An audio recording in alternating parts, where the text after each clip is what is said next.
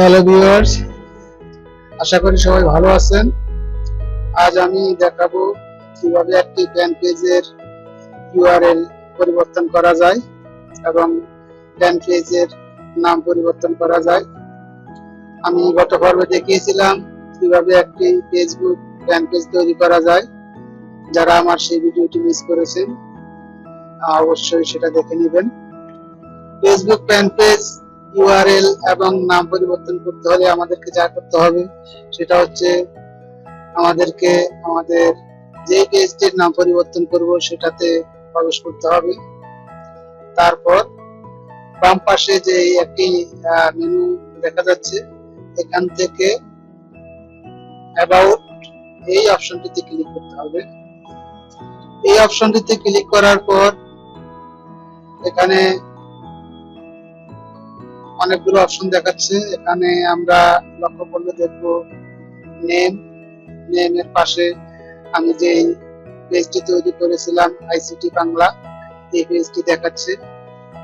এর পাশেই এডিট একটা অপশন আছে, আমরা এখানে ক্লিক করলে আমরা এখান থেকে আমাদের নাম পরিবর্তন করতে পারবো। এখানে যদি আমি আইসিটি বাংলা এই শব্দের সাথে অন্য কোনো নাম অ্যাড করি তাহলে করতে পারি। অ্যাড করে যদি আমি কন্টিনিউ দেই তাহলে আমার এই ফ্যান পেজের নামটি পরিবর্তন হয়ে যাবে। তো আমি এটা পরিবর্তন করতে যাচ্ছি না, এই জন্য আমি ক্যান্সেল করলাম।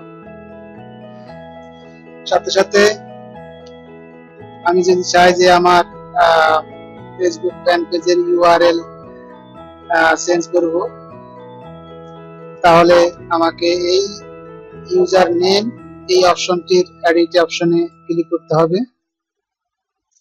ইউআরএল চেঞ্জ করার জন্য এখানে ডিফল্ট ভাবে আমাদের পছন্দের নামটি থাকে না, আমরা আমাদের পছন্দ মতো একটি ইউআরএল এখানে দিতে পারি।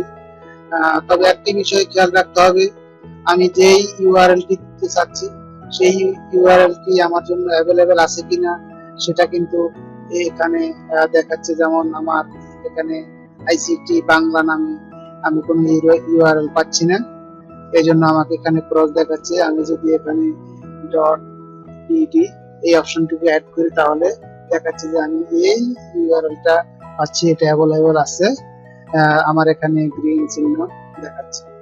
তাহলে আমি এখান থেকে ক্রিয়েট ইউজার নেম এই অপশনটিতে ক্লিক করলেই আমার ফেসবুক ফ্যান পেজের ইউআরএল চেঞ্জ হয়ে যাবে। যেহেতু আমি আমার এই পেজের জন্য আগেই ইউআরএলটি চেঞ্জ করে নিয়েছি, এই জন্য আমি আর এখানে ক্রিয়েট করলাম না, এখান থেকে আমি ক্যান্সেল করলাম।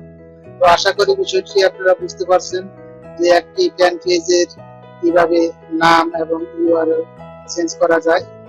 তবে একটি বিষয় খেয়াল করবেন, আপনি যখন ফেসবুকের ফ্যান পেজ ইউআরএল চেঞ্জ করবেন তখন আপনি আপনার পেজটিকে খুঁজে পেতে বা আপনার বন্ধুরা সার্চ করে পেতে খুব সহজ হবে।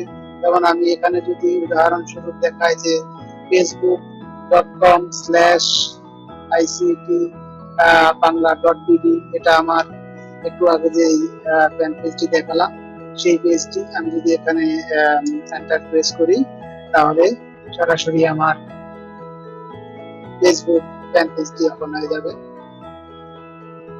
আশা করি আমার ভিডিওটি আপনারা বুঝতে পারছেন। যদি কোথাও বুঝতে সমস্যা হয় তাহলে কমেন্টস অবশ্যই আমাকে জানাবেন, আমি আনসার করার চেষ্টা করব।